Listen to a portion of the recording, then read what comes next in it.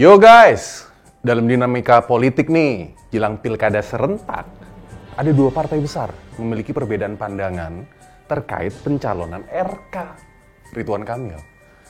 Golkar dan Gerindra ini berpotensi loh pisah jalan di Jakarta dan Jabar. Beneran. Golkar lebih condong mencalonkan Ridwan Kamil untuk kembali bertarung di Jawa Barat. Sementara Gerindra ingin mendorong RK di Jakarta, guys. Loh, kok bisa gitu? Pasti kan nanya gitu kan? Adanya perbedaan pandangan antara Beringin dan Garuda dalam pencalonan RK. Nah, ini mencerminkan apa? Strategi politik yang berbeda dari kedua partai itu dalam menghadapi pilkada nanti, guys.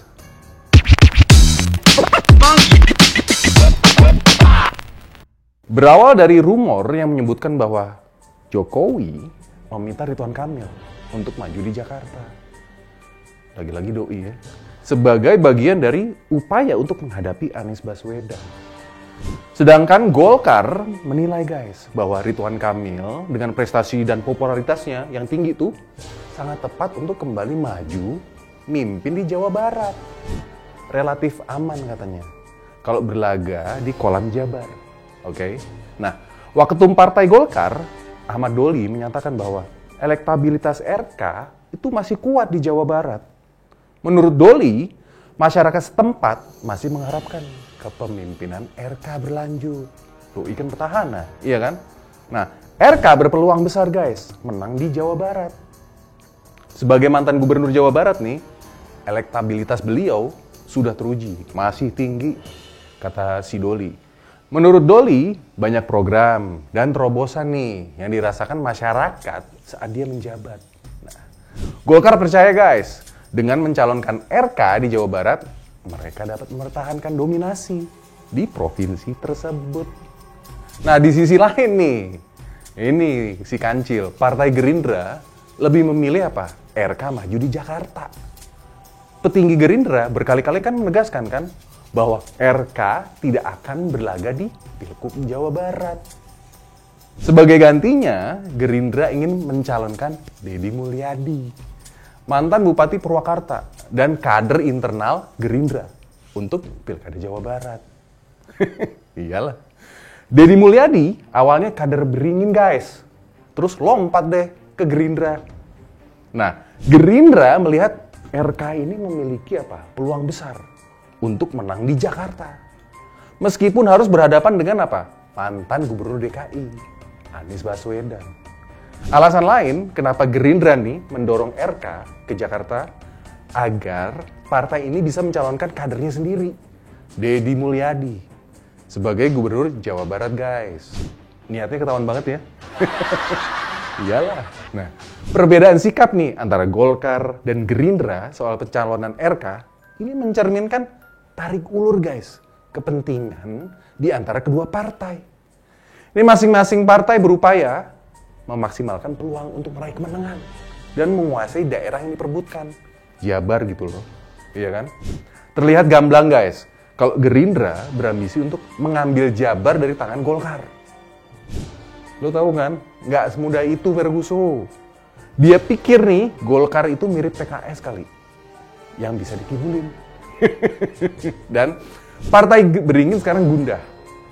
Karena beresiko loh guys, jika mencalonkan RK di Jakarta.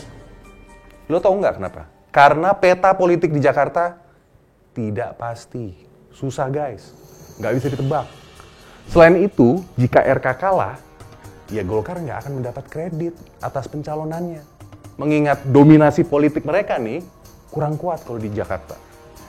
Sementara, jangan sampai nih, klaim paling berjasa atas pengusungan Ridwan Kamil justru didapat oleh Gerindra.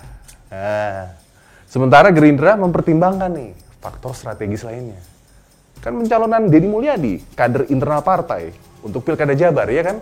Dengan demikian, Gerindra dapat memperluas pengaruh politiknya di provinsi yang penduduknya terbanyak loh ini di Indonesia, 49 juta jiwa cuy.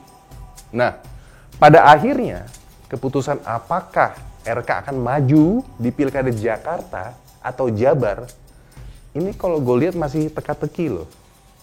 Golkar tampaknya masih mempertimbangkan nih berbagai faktor sebelum menentukan sikap finalnya. Termasuk kemungkinan kekalahan jika tidak mengusung RK di Jawa Barat. Dan ketatnya persaingan jika mengusung RK di Jakarta. Ribet nih. Sementara itu, Gerindra ingin menempatkan kadernya dong, internal kadernya ya kan, di Jabar kan, dan memanfaatkan popularitas kader Golkar cuy, Ridwan Kamil, untuk merebut Jakarta dari tangan Anies Baswedan. Tunggangi terus. Nah, pengaruh Jokowi dalam menentukan calon nih juga menambah kompleks kalau menurut gue. Dalam peta politik di Pilkada Jakarta nanti. Jokowi ingin menang besar di Jakarta.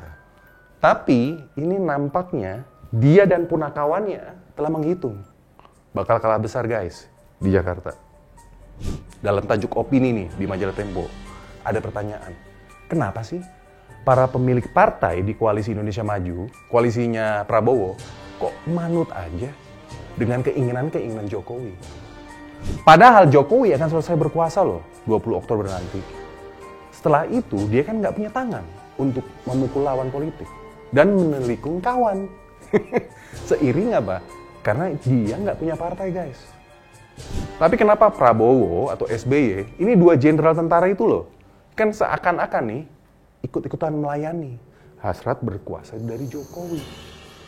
Nah, penjelasan sikap keduanya bisa merujuk pada praktek kartel politik yang menjadi ciri khas sistem kepartaian sejak reformasi 98. Ini seakan partai dimiliki perorangan guys, bukan oleh sistem yang mengacu pada demokrasi.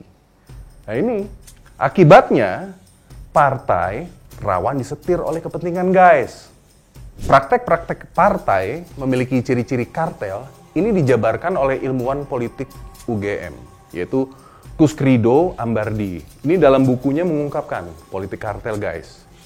Masalahnya, kenapa para kartel ini tunduk kepada Jokowi yang nggak punya partai?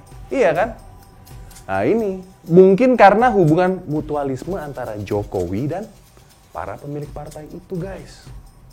Pada akhirnya, mungkin mereka menikmati sumber daya negara yang disediakan oleh Jokowi untuk menumpang berkuasa. Nah, sekarang kita balik lagi ya ke Gerindra dan Golkar, oke? Nah, sebetulnya nih, perbedaan pendapat di antara mereka itu bukan soal siapa yang didukung kalau menurut gue. Tetapi strategi jangka panjang dalam memperkuat posisi politik di wilayah strategis. Jawa Barat, men. Kita lihat nanti. Golkar dan Gerindra akhirnya pisah ranjang di Pilkada Jakarta dan Jabar, atau malah semakin mesra. Karena ada musuh bersama guys, yang harus mereka hadang. Yaitu Anies Baswedan. Gua Singgi, ciao!